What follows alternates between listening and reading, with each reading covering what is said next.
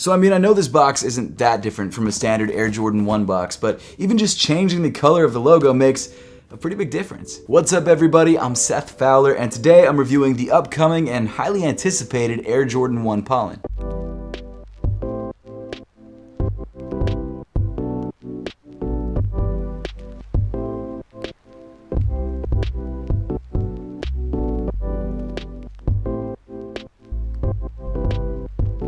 And you know what, I know this shoe is more of like a Wu-Tang themed shoe than a Steelers themed shoe, but you know, as a Ravens fan, I don't feel right holding this. This is still a fire shoe, I'm still gonna rock it anyway. You know what, maybe in order to like counteract the Steelers vibes going on with the sneaker, I just gotta move some things around. Give me 1 second. Sorry AI, just for today. There you go. Figured it out. Thanks so much for tuning in today. Please make sure to hit that subscribe button and that notification bell down below if you haven't yet and you want to see more reviews just like this. And also make sure to give me a follow on Instagram and on Twitter at @RealSethFowler because I usually give you early sneak peeks about the videos and the reviews coming up over there. So as you guys know, today I'm reviewing the upcoming Air Jordan 1 Pollen, which apparently is slated to release on August 14th, but that's not confirmed yet. And it is also possible that it could release on the 7th.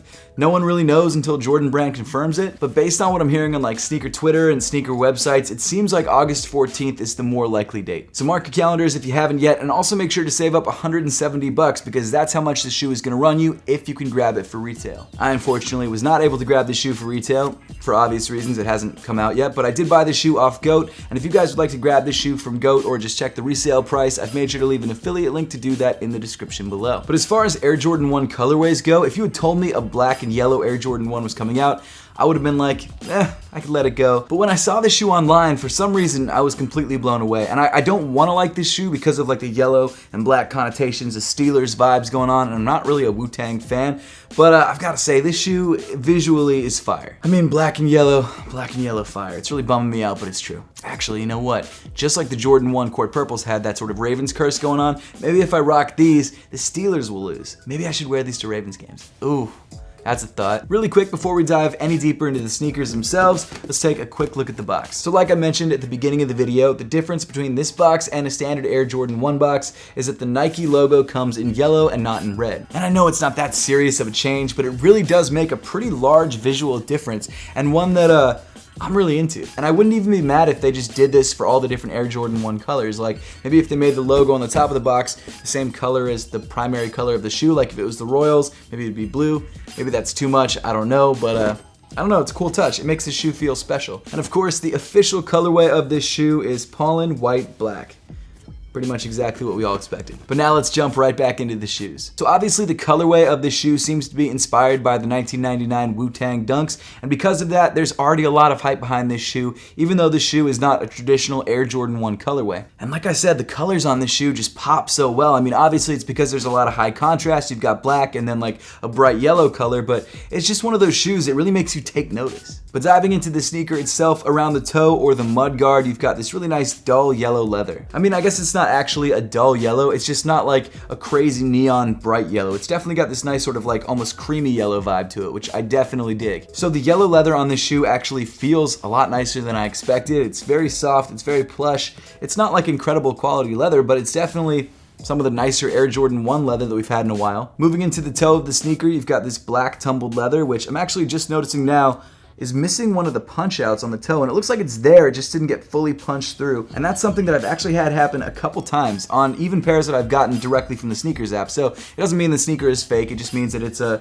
slight manufacturing error because they didn't push that hole all the way through, which is kind of frustrating. I might just punch that all the way out because it's kind of pissing me off. It's just stupid little manufacturing things like this that let you know that it's still a mass-produced sneaker. And even though we'd like to think that it's a more premium shoe, this is still like a $30 sneaker at the end of the day. I couldn't actually punch it all the way through, but I'll make sure to do it later. Not that it's that important, just really bothering me. Moving up on the shoe, you get to these yellow flat laces that are a slightly brighter shade of yellow than the rest of the leather on the sneaker, which Makes sense because it's really hard to color match leather to fabric. If for some reason you don't like these yellow laces, Jordan Brand does give you a set of white laces and of black laces just in case you decide to switch things out. Personally though, I'm actually really digging these yellow laces, and I would be fine with the black laces as well, but this is a pair that comes pre-started in the shoe, and it's just the pair that I think looks the best. Underneath the laces, you've got this black standard nylon Air Jordan 1 tongue, and at the top of the tongue, you've got this yellow tag with the Nike Air text in white and in black. I actually really like the fact that they sort of inverted the colors on this tag. Usually it's a black tag with colored text, but in this case, it's a colorful tag with,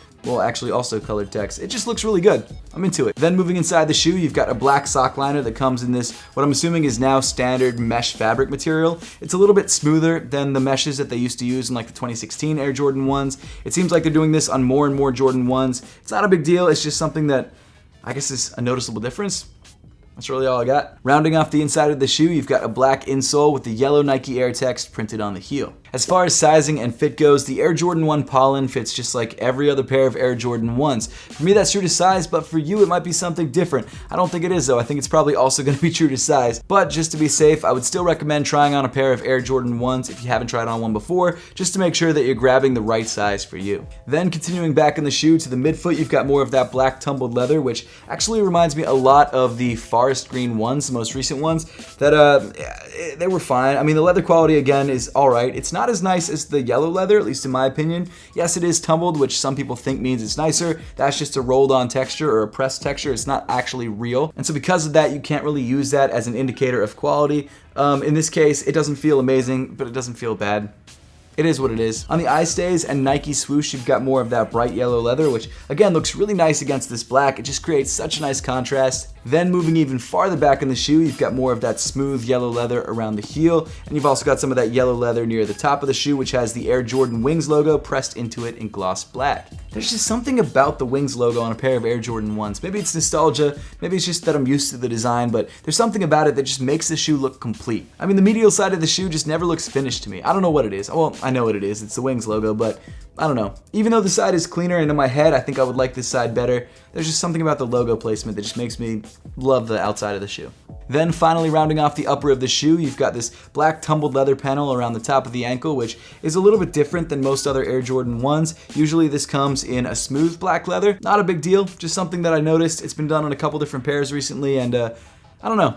It kind of seems out of place. Maybe that's just me. I realize I'm being very nitpicky, but that's because there's really not much for me to dislike about this shoe. Moving down on the shoe, you've got this bright white midsole, which is actually one of the only white accents on the entire shoe, except for the Nike Air text on the tag. And then finally, moving to the bottom of the sneaker, you've got this bright yellow rubber outsole. In my opinion, the Pollen Air Jordan 1s are one of the best Jordan 1s to drop all year. And I know that's because I'm probably a little bit nostalgic for the Wu-Tang Dunks. It's not a shoe that I ever had, but it's a shoe that I always looked at and was like, man, if I could just have that shoe in my collection. But now I'm holding a shoe that's similar to that shoe, except it's not on the exact same silhouette, but it's a very similar silhouette, and for me it's even better because it's an Air Jordan 1, which is my favorite shoe of all time. Now obviously the Pollen Air Jordan 1s are a dope sneaker and a lot of people are going to want them, but the problem is that a lot of people are going to want them, and we don't know how limited these sneakers are going to be. Now, one thing I have noticed is that a lot of YouTubers have already done reviews on these shoes, and usually when a lot of YouTubers get a pair of sneakers, usually a pair of Air Jordans, it means that there's more stock than usual. And so because of that, I wouldn't be surprised if this is one of the more common Air Jordan 1s. To be fair, it's still going to be difficult to get because it's still a very hyped up silhouette, but at the end of the day, it might be easier to get than a pair of University 1s or Mocha 1s or any of the recent like super hyped up Air Jordan 1 releases.